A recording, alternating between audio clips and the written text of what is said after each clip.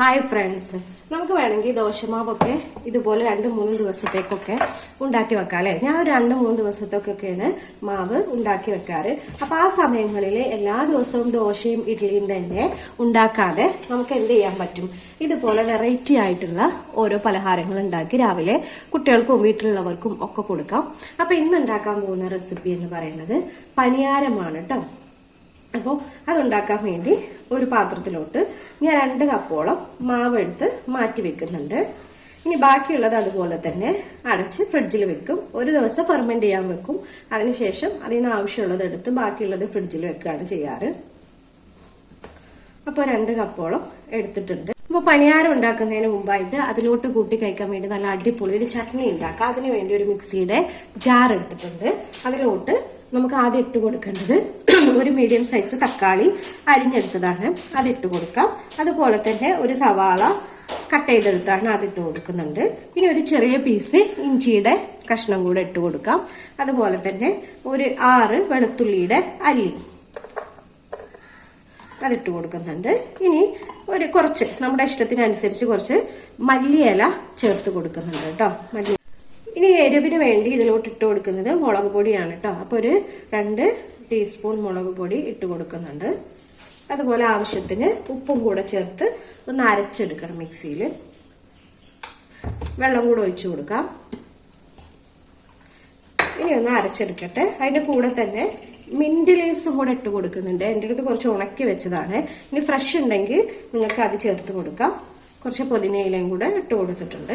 ഇനി നല്ലപോലെ ഒന്ന് അരച്ചെടുക്കാം. അപ്പൊ അതൊന്ന് അരച്ചെടുത്തിട്ടുണ്ട്. ഇനി ഒന്ന് താളിച്ച് വയ്ക്കണം. അപ്പൊ ആദ്യം നമുക്ക് പനിയാരത്തേക്കുള്ള ഒരു മിക്സിംഗ് ഒന്ന് തയ്യാറാക്കണം. അതിനു വേണ്ടി 1 ടേബിൾ സ്പൂൺ വെളിച്ചെണ്ണ ഒഴിച്ചു കൊടുക്കുന്നുണ്ട്. പാൻ ഇവിടെ ചൂടായി വന്നിട്ടുണ്ട് കേട്ടോ. ഇനി ഒരു 1/2 ടീസ്പൂൺ കടുക് ഇട്ട് കൊടുക്കുന്നുണ്ട്. അതൊന്ന് പൊട്ടി വന്നിട്ടുണ്ട്. 1 ടീസ്പൂൺ ഉഴുന്നാണ്, അതും കൂടെ ഇട്ട് കൊടുക്കാം. ഒരു 1/2 ടീസ്പൂണോളം മസൂർ ദാലും കൂടെ ഇട്ട് കൊടുക്കുന്നുണ്ട് കേട്ടോ. ഇതിലോട്ട് ഒരു പച്ചമുളക് അരിഞ്ഞ് ചേർത്ത് കൊടുക്കാം.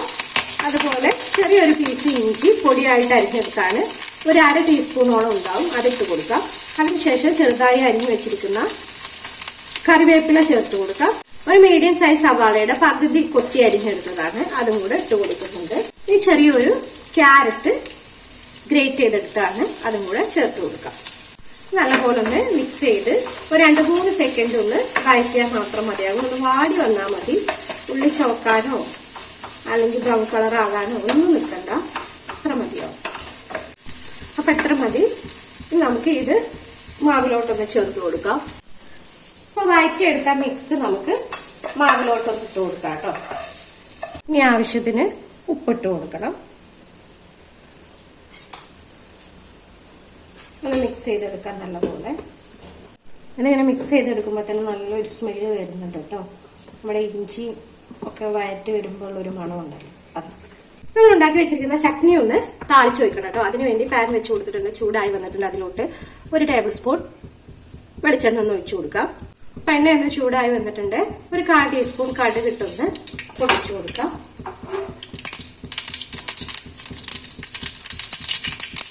കറിവേപ്പില അരച്ചു വെച്ചിരിക്കുന്ന മിക്സ് ഒന്ന് ചേർത്ത് കൊടുക്കാം. അപ്പൊ ഇനി നല്ല പോലെ ഒന്ന് തിളച്ച് വരണം കേട്ടോ. നമ്മൾ ഇതൊന്നും വാട്ടാതെയാണ് അരച്ചെടുത്തത്. അപ്പൊ അതിന്റെ പച്ചമണമൊക്കെ ഒന്ന് മാറുന്നത് വരെ ഇതൊന്ന് നല്ല പോലെ ഒന്ന് തിളപ്പിച്ചെടുക്കണം. അപ്പൊ നല്ല പോലെ തിളച്ച് അതിന്റെ പച്ചമണമൊക്കെ ഒന്ന് മാറി വന്നിട്ടുണ്ട്. ഇനി നമുക്ക് ഗ്യാസ് ഓഫ് ചെയ്ത് കൊടുക്കാം. ഇതിവിടെ റെഡി ആയിട്ടുണ്ട്. അപ്പൊ പനിയാരം ഉണ്ടാക്കാൻ വേണ്ടി നെപ്പത്തിന്റെ ചട്ടി ഒന്ന് വെച്ച് കൊടുത്തിട്ടുണ്ട്. അതൊന്ന് ചൂടായി വന്നിട്ടുണ്ട്. നമുക്ക് എണ്ണയൊന്ന് തൂത്ത് കൊടുക്കാം കേട്ടോ, ഒരു ബ്രഷ് വെച്ചിട്ട്. ഇനി കുറേശ്ശെയായി ഫ്ലെയിം ഒന്ന് കുറച്ച് വെക്കാം, ലോ ഫ്ലെയിം ആക്കി വെച്ചിട്ട് നമുക്ക് ഈ മാവ് ഒന്ന് കുറേശ്ശെയായിട്ടൊന്ന് ഒഴിച്ചു കൊടുക്കാം.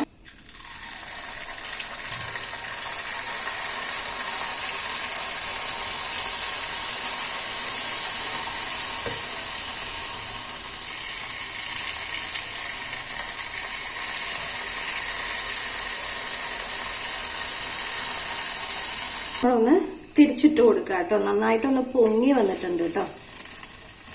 ഇതുപോലെ ഒന്ന് പൊങ്ങി വരും. പാനിൽ നിന്നൊക്കെ ഈസി ആയിട്ടൊന്ന് വിട്ട് വരികയും ചെയ്യും.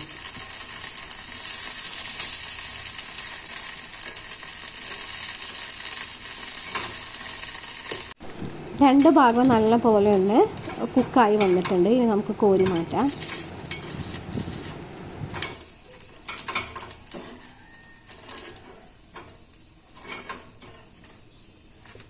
അപ്പോൾ നമ്മുടെ കുഴിപ്പണിയാരം അതിലോട്ട് നല്ല അടിപൊളി ഒരു ചട്നിയും ഇവിടെ റെഡി ആയിട്ടുണ്ട് കേട്ടോ. അപ്പോൾ എല്ലാവരും ഇതൊന്ന് ട്രൈ ചെയ്ത് നോക്കണേ. നമ്മൾ എന്നും ദോശ ഇഡ്ഡലിയൊക്കെ ഉണ്ടാക്കുന്നതിനേക്കാൾ നല്ലത് ഇതുപോലുള്ള വ്യത്യസ്ത രീതിയിലുള്ള പലഹാരങ്ങൾ ഉണ്ടാക്കി നോക്കുന്നതാണ്. എല്ലാവർക്കും ഉണ്ടാക്കാൻ അറിയായിരിക്കും കുഴിപ്പണിയാരം. എങ്കിലും ഇനി ഉണ്ടാക്കുമ്പോൾ ഈ രീതിയിലൊന്നും ഉണ്ടാക്കി നോക്കുന്നുണ്ട്. ഈ ചട്നി വെച്ച് ഇതൊന്ന് ട്രൈ ചെയ്ത് നോക്കുന്നുണ്ടോ. അതുപോലെ ദോശമാവ് വെച്ചിട്ട് ഒരു ഈവനിങ് സ്നാക്ക് ഉണ്ടാക്കുന്ന റെസിപ്പി ഞാൻ ചാനലിൽ അപ്ലോഡ് ചെയ്തിട്ടുണ്ട്. അത് ഐ ബട്ടണിൽ കൊടുക്കാം, ഒന്ന് കണ്ടു നോക്കൂ. അപ്പോൾ വീഡിയോ ഇഷ്ടമായിട്ടുണ്ടെങ്കിൽ ലൈക്കും കമൻറ്റും ഷെയറൊക്കെ ഒന്ന് ചെയ്തേക്കണേ. അതുപോലെ സബ്സ്ക്രൈബ് ചെയ്യാതെ ആരെങ്കിലും കാണുന്നുണ്ടെങ്കിൽ ചാനൽ സബ്സ്ക്രൈബ് ചെയ്തേക്കണേ. അപ്പോൾ സോഫ്റ്റ് ആണ് കേട്ടോ, പഞ്ഞി പോലെയാണ് ഇതിൻ്റെ ഉൾവശം ഇരിക്കുന്നത്. അപ്പോൾ എല്ലാവരും ഒന്ന് ട്രൈ ചെയ്ത് നോക്കുക. അടുത്ത വീഡിയോയിൽ കാണാം. Okay, thank you.